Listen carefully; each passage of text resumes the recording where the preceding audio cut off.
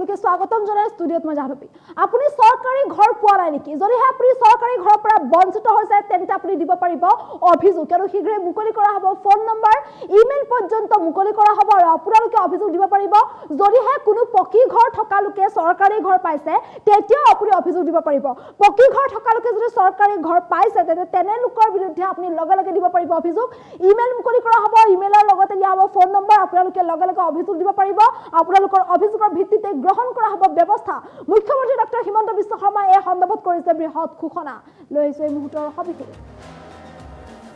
PM এবাৰ ঘৰ নোপোৱা লাখ লাখ লোকৰ বাবে ডাঙৰ খবৰ যিসকলে চৰকাৰী ঘৰ নাই পোৱা চৰকাৰী ঘৰ নোপোৱা লাখ লাখ লোকৰ বাবে এই মুহূৰ্তত এটা ডাঙৰ খবৰ জনাই আছো নতুনকৈ 3,80,000 লোকে লাভ কৰিব চৰকাৰী ঘৰ আৰু নতুনকৈ 3,80,000 লোকে চৰকাৰী ঘৰ লাভ কৰিবলৈ সক্ষম হ'ব যোগ্য হিতাধিকাৰীয়ে ঘৰ নাপালে দিব পাৰিব অভিযোগ আপুনি যদি ঘৰ পোৱা নাই তেন্তে আপুনি অভিযোগ দিব পাৰিব সৰকাৰে মুকলি কৰিব ফোন নম্বৰে ইমেইল মুকলি কৰিব আৰু ইয়াৰ লগে লগে আপোনালোকে অভিযোগ দিব পাৰিব যদিহে আপোনালোকে পকি ঘৰ থকা কোনো লোকে চৰকাৰী ঘৰ পাইছে তেতিয়া অভিযোগ দিব পাৰিব কেঁচা ঘৰ থকা সকলো লোকে লাভ কৰিব চৰকাৰী পকি ঘৰ 19 মাৰ্চত 3,80,000 লোকে চৰকাৰী ঘৰ লাভ কৰিবলৈ সক্ষম হ'ব 126টা সমষ্টিত একেলগে মুকলি কৰা হ'ব চৰকাৰী ঘৰ আৰু এই চৰকাৰী ঘৰ লাভ কৰিব 3,80,000 লোকে 19 মাৰ্চত নতুনকৈ আৰু 3,80,000 ঘৰ পাব যদি আপুনি আবেদন কৰা নাই 7টা পদ্ধতিৰে আপুনি আবেদন কৰিব পাৰিব চৰকাৰী ঘৰৰ বাবে আপুনি যদি ঘৰ পোৱা নাই আপুনি এখন মাত্ৰ ফটো তুলি লাভ কৰিব পাৰিব চৰকাৰী ঘৰ আপোনাৰ মোবাইলে এখন ফটো আৰু যদি আধাৰ কাৰ্ড আছে তেন্তে আধাৰ কাৰ্ড থাকিলে আপোনালোকে বিনামূলীয়া ঘৰ লাভ কৰিবলৈ সক্ষম হ'ব আধাৰ নম্বৰৰ জৰিয়তে আপুনি PM আৱাস যোজনাৰ পৰ্টেলত কৰিব লাগিব আবেদন আপোনাৰ যদি 15,000 টকা মাহিলী আয় 15,000 টকা হলেও আপুনি চৰকাৰী ঘৰৰ বাবে আবেদন কৰিব পাৰিব আপোনাৰ যদি দুচকীয়া বাহন আছে দুচকীয়া বাহন থাকিলে আপুনি বিনামূলীয়া ঘৰৰ বাবে কৰিব পাৰিব আবেদন আপোনাৰ যদি 5 একৰ পৰ্যন্ত মাটি আছে 5 একৰ পৰ্যন্ত মাটি থাকিলেও বিনামূলীয়া ঘৰৰ বাবে আপুনি কৰিব পাৰিব আবেদন জিঅ' টেগিং কৰি থোৱা প্ৰতিটো দুখীয়া পৰিয়ালে চৰকাৰী ঘৰ লাভ কৰিবলৈ সক্ষম হ'ব আৰু আপুনি যদি জিঅ' টেগিং কৰা নাই তেন্তে জিঅ' টেগিং কৰি থওক কিয়নো জিঅ' টেগিং কৰি থব লাগিব আপুনি চৰকাৰী ঘৰৰ বাবে আবেদন কৰিবলৈ হ'লে জীৱিকা শক্তিৰ দ্বাৰা কৰোৱা হ'ব জিঅ' টেগিং গতিকে আপোনালোকে জিঅ' টেগিং কৰিলে লাভ কৰিব চৰকাৰী ঘৰ নতুনকৈ 3,80,000 চৰকাৰী ঘৰ লাভ কৰিব আৰু যি নতুনকৈ 3,80,000 চৰকাৰী ঘৰ লাভ কৰিব তেওঁলোকৰ বাবে আপুনি যদি চৰকাৰী ঘৰৰ পৰা বঞ্চিত হৈ আছে আপুনি আবেদন কৰিব পাৰিব আবেদন কৰিবলৈ আপোনাৰ আধাৰ কাৰ্ডখন প্ৰয়োজন হ'ব ৰেচন কাৰ্ড পান কাৰ্ড আপোনাৰ প্ৰয়োজন হ'ব আপোনাৰ বেংক একাউণ্ট লাগিব যিটো আপোনাৰ কিস্তি হ'ব আৰু বেংক একাউণ্টত পুনে সেই ধন হ'ব গতিকে আপোনাৰ বেংক একাউণ্ট লাগিব আপোনাৰ এটা সক্ৰিয় মোবাইল নম্বৰ লাগিব লগতে আপোনাৰ প্ৰয়োজন হ'ব আধাৰ কাৰ্ডখন আধাৰ নম্বৰৰ জৰিয়তে আপুনি PM আৱাস যোজনাৰ পৰ্টেলত লগইন কৰিব লাগিব আৰু PM আৱাস যোজনা পৰ্টেলত লগইন কৰি তাত সকলোবোৰ তথ্য পূৰ কৰিব লাগিব আপোনাৰ এখন ফটো দিব লাগিব আৰু ইয়াৰ পাছতে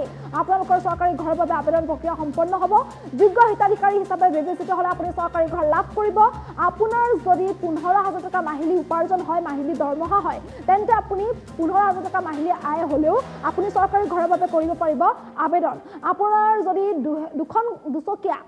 যদি দুচকীয়া বাহন আছে ঘৰত দুচকীয়া বাহন থাকিলেও আপুনি চৰকাৰী ঘৰৰ বাবে আবেদন কৰিব পাৰিব আপোনাৰ যদি 5 একৰ পৰ্যন্ত মাটি আছে 5 একৰ পৰ্যন্ত মাটি থাকিলে আপুনি কৰিব পাৰিব আবেদন চৰকাৰী ঘৰৰ বাবে যোগ্য হিতাধিকাৰী হিচাপে বিবেচিত হ'লে আপুনি চৰকাৰী ঘৰ লাভ কৰিব আৰু এতিয়া 19 মাৰ্চত 3,80,000 চৰকাৰী ঘৰ লাভ কৰিব 126টা সমষ্টিতে গাঁও সভা পতা হ'ব আৰু ইয়াৰ জৰিয়তে একেলগে 126টা সমষ্টিত চৰকাৰী ঘৰ লাভ কৰিব হিতাধিকাৰীসকলে আৰু এই 3,80,000 হিতাধিকাৰী PM আৱাস যোজনাৰ ঘৰৰ ক্ষেত্ৰত অন্তৰ্ভুক্ত হ'ব হিতাধিকাৰী হিচাপে গতিকে আপোনালোকৰ চৰকাৰী ঘৰ লাভ কৰিব যদিহে আপুনি চৰকাৰী ঘৰৰ পৰা বঞ্চিত হৈছে আপুনি যদি যোগ্য হিতাধিকাৰী হৈও চৰকাৰী ঘৰ পোৱা নাই তেন্তে আপুনি দিব পাৰিব অভিযোগ শীঘ্ৰে চৰকাৰে মুকলি কৰিব ফোন নম্বৰ আৰু ইমেইল আৰু মুকলি কৰাৰ লগে লগে আপোনালোকে অভিযোগ দিব পাৰিব যদিহে আপুনিও চৰকাৰী ঘৰৰ পৰা বঞ্চিত হৈছে যদিহে কোনো পকি ঘৰ থকা লোকে চৰকাৰী ঘৰ লাভ কৰিছে যাৰ পকি ঘৰ আছে তেওঁলোকেও যদি চৰকাৰী ঘৰ লাভ কৰিছে তেন্তে আপুনি তেওঁলোকৰ বিৰুদ্ধেও দিব পাৰিব অভিযোগ শীঘ্ৰে ফোন নম্বৰ ইমেইল মুকলি কৰিব আৰু মেইল মুকলি কৰাৰ লগে লগে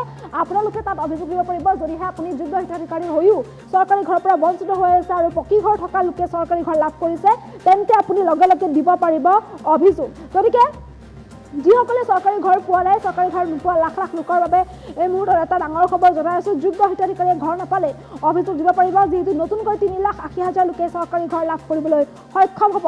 গতিকে আপুনিও চৰকাৰী ঘৰৰ হিতাধিকাৰী হ'ব পাৰিব। গতিকে যিসকলে চৰকাৰী ঘৰ পোৱা নাই, চৰকাৰী ঘৰৰ বাবে যিসকলে আবেদন কৰা নাই তেওঁলোকে আবেদন কৰক, কিয়নো 19 মাৰ্চত 3,80,000 চৰকাৰী ঘৰ পাব। 3,80,000ক 126টা সমষ্টিতে একেলগে চৰকাৰী ঘৰ প্ৰদান কৰা হ'ব। ইয়াৰ সমান্তৰালকৈ আৰু নতুনকৈ 3,80,000 ঘৰ প্ৰদান কৰা হ'ব, যাৰ বাবে আপুনি কৰিব পাৰিব আবেদন। গতিকে আবেদন কৰিবলৈ আপোনাৰ আধাৰ কাৰ্ডখন প্ৰয়োজন হ'ব। আধাৰ নম্বৰৰ জৰিয়তে আপুনি লগ ইন কৰিব লাগিব PM আৱাস যোজনাৰ পৰ্টেলত, আৰু তাত আপোনাৰ সকলোবোৰ তথ্য দিব লাগিব, নথিপত্ৰ দিব লাগিব। আপোনাৰ বেংক একাউণ্ট প্ৰয়োজন হ'ব, আধাৰ কাৰ্ড প্ৰয়োজন হ'ব, আপোনাৰ এখন ফটো লাগিব। সকলোবোৰ নথিপত্ৰ দি আপুনি সকলোবোৰ তথ্য পূৰণ কৰি চৰকাৰী ঘৰৰ বাবে আবেদন কৰিব পাৰিব। আপোনাৰ 15,000 টকা মাহিলী আয় হ'লেও আপুনি কৰিব পাৰিব আবেদন। আপোনাৰ দুচকীয়া বাহন থাকিলেও আপুনি আবেদন কৰিব পাৰিব। আপোনাৰ 5 একৰ পৰ্যন্ত মাটি থাকিলেও আপুনি আবেদন কৰিব পাৰিব। আৰু যদি আপুনি যোগ্য হিতাধিকাৰী হিচাপে বিবেচিত হয়, তেন্তে আপুনি চৰকাৰী ঘৰ লাভ কৰিবলৈ সক্ষম হ'ব। ইয়াৰ সমান্তৰালকৈ যদিহে কোনোবাই চৰকাৰী ঘৰ পোৱা নাই, আপুনি যদি যোগ্য হিতাধিকাৰী কিন্তু চৰকাৰী ঘৰৰ পৰা আপুনি বঞ্চিত হৈ আছে, আপুনি দিব পাৰিব অভিযোগ। যদিহে পকী ঘৰ থকা কোনো লোকে চৰকাৰী ঘৰ লাভ কৰিছে, আপুনি তেতিয়াও অভিযোগ দিব পাৰিব। আপোনাৰ অভিযোগৰ ভিত্তিতে চৰকাৰে ব্যৱস্থা গ্ৰহণ কৰিব। শীঘ্ৰেই ফোন নম্বৰ, ইমেইল মুকলি কৰা হ'ব, আৰু মুকলি কৰাৰ লগে লগে আপোনালোকে লগে লগে দিব পাৰিব অভিযোগ। মুখ্যমন্ত্ৰী ডক্টৰ হিমন্ত বিশ্ব শৰ্মাই এই সন্দৰ্ভত কৰিছে বৃহৎ ঘোষণা। এই সন্দৰ্ভত মুখ্যমন্ত্ৰীগৰাকীৰ মন্তব্য আছে, সেই মন্তব্য শুনাবলৈ চেষ্টা কৰিছোঁ। অহা 19 তাৰিখে দিনৰ 11:30 বজাত আমি অসমৰ প্ৰতিটো সমষ্টিতে একোখনকৈ মিটিঙৰ জৰিয়তে 3,80,000 লোকলৈ প্ৰধানমন্ত্ৰী আৱাস যোজনাৰ ঘৰ আগবঢ়াম। বহুতে মোক কেতিয়াবা প্ৰশ্ন কৰে যে পকা ঘৰ থকা লোকেও প্ৰধানমন্ত্ৰী আৱাস যোজনাৰ ঘৰ পাইছে। 19 তাৰিখে যিসকল লোকে আমাৰ পৰা অনুমোদন পত্ৰ ল'ব আহিব বা চৰকাৰৰ পৰা চেক পাব, তাৰ ভিতৰত যদি আপোনালোকে ভাবে যে কোনোবাই পাব নলগা লোকে এই ঘৰ পাইছে, বা আমাৰ পঞ্চায়ত গ্ৰামোন্নয়ন বিভাগৰ লোকসকলে টকা পইচা সংগ্ৰহ কৰি নাপাবলগীয়া লোকক ঘৰ দিছে, যদিও মই বিশ্বাস কৰা নাই, আপোনালোকক অভিযোগ দিবৰ কাৰণেও আমি এটা ইমেইল নম্বৰ দিম, যাতে কোনোবা পকা ঘৰ থকা লোকেও যদি আৰু এবাৰ ঘৰ লৈছে, আপোনালোকে অভিযোগ দিব পাৰিব আৰু অভিযোগ আমি পৰীক্ষা কৰিম। কিন্তু এতিয়া মই এটা নতুন কথা আপোনালোকক ক'ব খুজিছোঁ। এইবাৰ আৱাস যোজনাৰ আমি আকৌ নতুন জিঅ' টেগিঙৰ কাম আৰম্ভ কৰিছোঁ। জিঅ' টেগিং মানে আপোনাৰ ঘৰখনৰ ফটো লৈ আমি তাক আপলোড কৰিম, আৰু যদি ঘৰ পোৱাৰ যোগ্য, অহাবাৰ ঘৰ পোৱাৰ তালিকাত আপোনালোকৰ নাম আমি সন্নিৱিষ্ট কৰিম। পঞ্চায়ত আৰু গ্ৰামোন্নয়ন বিভাগৰ কৰ্মচাৰীসকলে এই ক্ষেত্ৰত দুৰ্নীতি বা ৰাইজৰ পৰা টকা পইচা বিচাৰে বুলি বহুতে অভিযোগ কৰে। সঁচা মিছা মই নাজানো। সেইবাবে এইবাৰ জিঅ' টেগিঙৰ দায়িত্ব আমি জীৱিকা সখী বাইদেউসকলক দিছোঁ। জীৱিকা সখী বাইদেউসকলে জিঅ' টেগিং কৰিব। গাঁও সভাত এই আঁচনিখনৰ বিষয়ে আলোচনা হ'ব। হিতাধিকাৰীসকলৰ নাম পৰীক্ষা হ'ব। পুনৰ ব্লক পৰ্যায়ত ইয়াক পুনৰ বিবেচনা কৰা হ'ব, আৰু শেষত জিলা পৰ্যায়ত ইয়াক অনুমোদন দিয়াৰ পিছতহে জিঅ' টেগিঙক আমি ফাইনেল কৰিম। সেইকাৰণে আপোনালোকে সকলোৱে জিঅ' টেগিঙত অংশগ্ৰহণ কৰক আৰু জীৱিকা সখী বাইদেউসকলক সহায় কৰক। এইবাৰ আমি আৰু এটা নিয়ম ৰাখিছোঁ। কোনোবাই যদি ভাবে জীৱিকা সখী বাইদেউগৰাকীয়ে মোৰ ঘৰটো জিঅ' টেগিং নকৰিলে, আমি সেলফ জিঅ' টেগিঙো কৰিব পাৰোঁ। অৰ্থাৎ নিজৰ ঘৰটো আমি নিজেই জিঅ' টেগিং কৰি আমি দিব পাৰিম। এই ধৰণৰ সেলফ জিঅ' টেগিঙৰ সুবিধা এটাও এইবাৰ আমি এই নতুন জিঅ' টেগিঙৰ সৈতে সন্নিৱিষ্ট কৰিছোঁ। জীৱিকা সখী বাইদেউসকলে জিঅ' টেগিং কৰিব। মই বিশ্বাস কৰোঁ যে বাইদেউসকলে এটকাও কাৰোৰ পৰা নোখোজে, আৰু কোনোবাই খুজিলেও নিদি নিজৰ নামটো নিজেও জিঅ' টেগিং কৰিব পাৰিব। 19 তাৰিখে নতুন ঘৰ পাবৰ কাৰণে আমি যি সভাৰ আহ্বান কৰিছোঁ 126টা সমষ্টিত, সেই বিষয়ে মই আৰু অলপ মোৰ ভাষণত তাৰ বিষয়ে আপোনালোকক বুজাই দিম।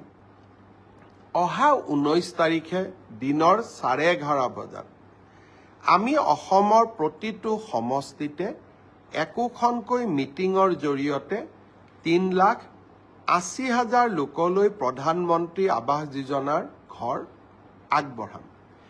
বহুতে মোক কেতিয়াবা প্ৰশ্ন কৰে যে পকা ঘৰ থকা লোকেও প্ৰধানমন্ত্ৰী আৱাস যোজনাৰ ঘৰ পাইছে। 19 তাৰিখে যিসকল লোকে আমাৰ পৰা অনুমোদন পত্ৰ ল'ব আহিব বা চৰকাৰৰ পৰা চেক পাব, তাৰ ভিতৰত যদি আপোনালোকে ভাবে যে কোনোবাই পাব নলগা লোকে এই ঘৰ পাইছে বা আমাৰ পঞ্চায়ত গ্ৰামোন্নয়ন বিভাগৰ লোকসকলে টকা পইচা সংগ্ৰহ কৰি নাপাবলগীয়া লোকক ঘৰ দিছে, যদিও মই বিশ্বাস কৰা নাই, আপোনালোকক অভিযোগ দিবৰ কাৰণেও আমি এটা ইমেইল নম্বৰ দিম, যাতে কোনোবা পকা ঘৰ থকা লোকেও যদি আৰু এবাৰ ঘৰ লৈছে আপোনালোকে অভিযোগ দিব পাৰিব আৰু অভিযোগ আমি পৰীক্ষা কৰিম। কিন্তু এতিয়া মই এটা নতুন কথা আপোনালোকক ক'ব খুজিছোঁ। এইবাৰ আৱাস যোজনাৰ আমি আকৌ নতুন জিঅ' টেগিঙৰ কাম আৰম্ভ কৰিছোঁ। জিঅ' টেগিং মানে আপোনাৰ ঘৰখনৰ ফটো লৈ আমি তাক আপলোড কৰিম আৰু যদি ঘৰ পোৱাৰ যোগ্য, অহাবাৰ ঘৰ পোৱাৰ তালিকাত আপোনালোকৰ নাম আমি সন্নিৱিষ্ট কৰিম। পঞ্চায়ত আৰু গ্ৰামোন্নয়ন বিভাগৰ কৰ্মচাৰীসকলে এই ক্ষেত্ৰত দুৰ্নীতি বা ৰাইজৰ পৰা টকা পইচা বিচাৰে বুলি বহুতে অভিযোগ কৰে। সঁচা মিছা মই নাজানো। সেইবাবে এইবাৰ জিঅ' টেগিঙৰ দায়িত্ব আমি জীৱিকা সখী বাইদেউসকলক দিছোঁ। জীৱিকা সখী বাইদেউসকলে জিঅ' টেগিং কৰিব। গাঁও সভাত এই আঁচনিখনৰ বিষয়ে আলোচনা হ'ব। হিতাধিকাৰীসকলৰ নাম পৰীক্ষা হ'ব। পুনৰ ব্লক পৰ্যায়ত ইয়াক পুনৰ বিবেচনা কৰা হ'ব আৰু শেষত জিলা পৰ্যায়ত ইয়াক অনুমোদন দিয়াৰ পিছতহে জিঅ' টেগিঙক আমি ফাইনেল কৰিম। সেইকাৰণে আপোনালোকে সকলোৱে জিঅ' টেগিঙত অংশগ্ৰহণ কৰক আৰু জীৱিকা সখী বাইদেউসকলক সহায় কৰক। এইবাৰ আমি আৰু এটা নিয়ম ৰাখিছোঁ। কোনোবাই যদি ভাবে জীৱিকা সখী বাইদেউগৰাকীয়ে মোৰ ঘৰটো জিঅ' টেগিং নকৰিলে, আমি সেলফ জিঅ' টেগিঙো কৰিব পাৰোঁ। অৰ্থাৎ নিজৰ ঘৰটো আমি নিজেই জিঅ' টেগিং কৰি আমি দিব পাৰিম। এই ধৰণৰ সেলফ জিঅ' টেগিঙৰ সুবিধা এটাও এইবাৰ আমি এই